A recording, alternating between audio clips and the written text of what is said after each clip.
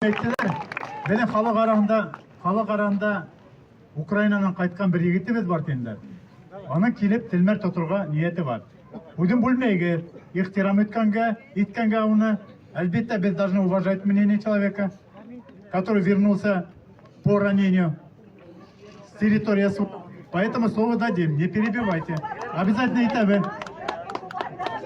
Бүгін туғандарыңыз, ұлдарыңыз, атайларыңыз, әңгілі құстарыңыз, бары бір хелі сонда ұсылуға қатнаша, өрпе еткенде. Тема башқа, ярдам келіп тұра. Үттен келген чиновниктар, район хакимет башлықтары әйтті, біз оны қадыртмай, баштан ұғайттылар. Қазылмай асап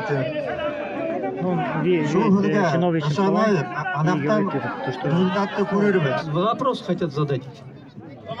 Азамат, ты помнишь меня? Мы Куштово вместе были. А после этого что ты сделал?